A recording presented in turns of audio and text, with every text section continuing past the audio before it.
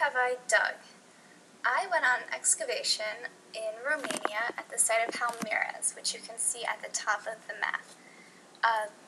This was a Roman fort in the 3rd and 4th century, and it was a very important fort. As you can see, it was located where the Danube River meets the Black Sea, which is a very strategic location to be because it would be the first places that ships coming into the Danube would see and enter, and it was also the last place that people leaving the Danube would see.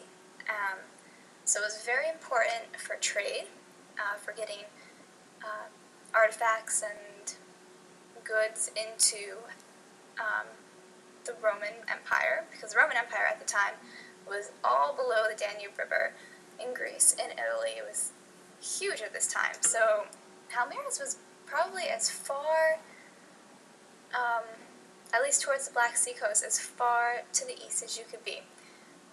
And it was also very important for protection-wise because above the Danube River is the barbarians, or were the barbarians, and they would attack.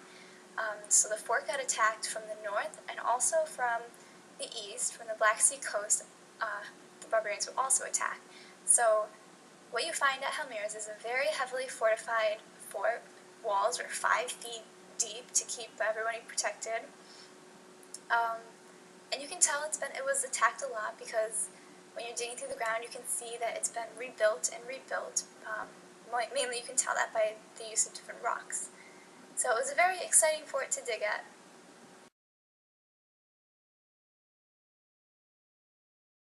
How do you decide where to dig? That's a very important question and probably the most important part of an archaeological excavation.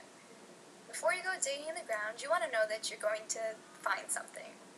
So unless you were lucky and inherited a site, like my teacher did, because Palmyras has been dug at for over 50 years, if you're going to find a new site, you need to look at historical texts. You have to read them and see where you might find a site that interests you. For instance, Palmyras, there are writings about Palmyras saying that there was a fort at the edge of the Danube River where it meets the Black Sea coast. So the first people who came to dig at Palmyras had a general idea of where the fort would be. Once you have that general idea, you can take technology such as ground-penetrating radar, which gives you an aerial shot of your site, and you can see any hard stuff underneath it. So you could see hard rocks, maybe this outline of walls, and then you'd know that that would be a pretty good place to dig. So then, after that step, you'll do something like an archaeological survey, which we are doing in this picture.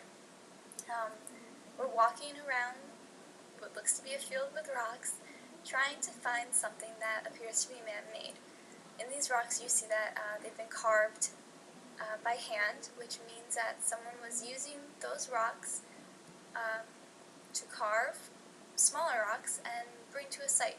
Sometimes you might find a group of rocks shaped like a wall, and you know that didn't happen naturally. That's something that a person did, so that's a really good sign that you have found an archaeological site. After that, you might want to take a 5x5 pit and dig into the ground to try and find something. You might hit something or you might not. If you don't hit something, you'll move on to a different 5x5 pit. And if you do find something, you'll expand the pit out, and eventually you will start uncovering your site. So that is how you decide where to dig.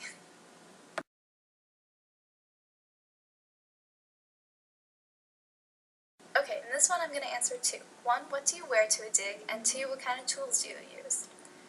So, what do you wear? You wear whatever any bugs. At Palmyras there were giant black flies that would eat you alive if they could, and also mosquitoes. So we always wore bug spray, even in the middle of the day, because they're always out. We have large hats to cover our faces.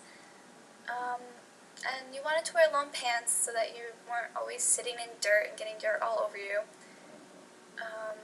In a different country, like Egypt, you would have to respect their cultural regulations. Women would have to wear long pants and long sleeve shirts, because it's inappropriate to show your legs and arms in Egypt if you're a woman. Luckily, we didn't have to worry about that in Romania. I also have gloves on to protect my hand from blisters, because if you're using a shovel all day, you're going to get some blisters. But also, I wear the gloves to protect me from the biting ants or the spiders. There's even snakes in some of the pits, which was kind of scary. So that's about it on clothing. Definitely wear comfy sneakers. Anything you can get dirty, you can wear, basically.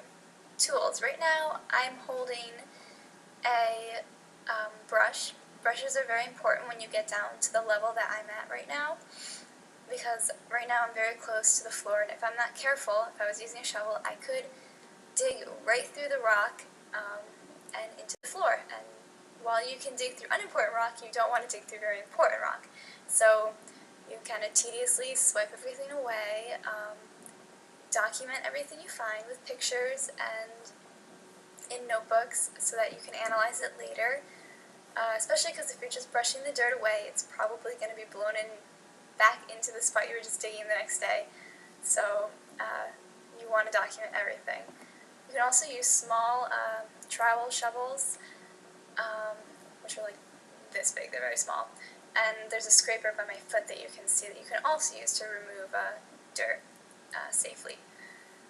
You hardly ever use big shovels. Maybe at the beginning of a dig you might, but most of the time you don't, because it's just not safe. You might dig through something important, and that would really stink. So that's what you wear and what you dig with on an archaeological dig.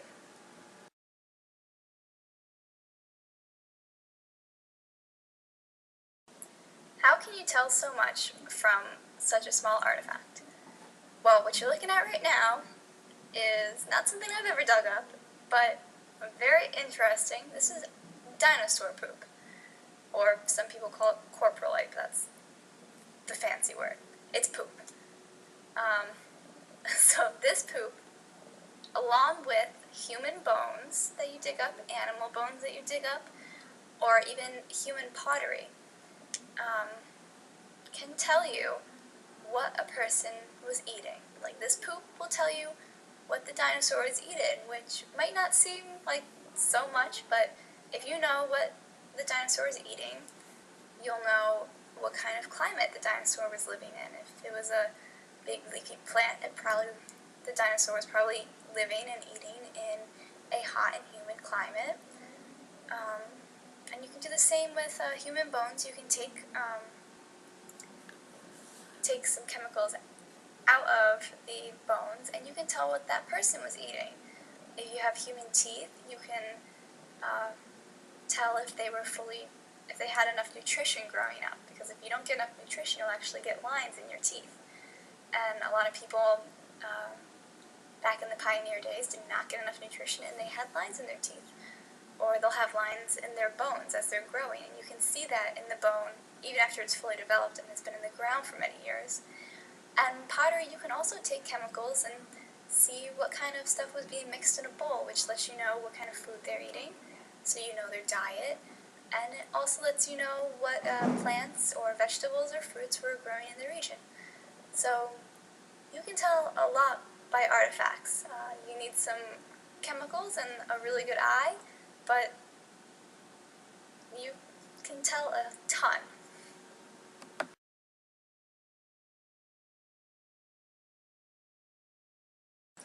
Okay, so I want to leave you on a bit of a mystery.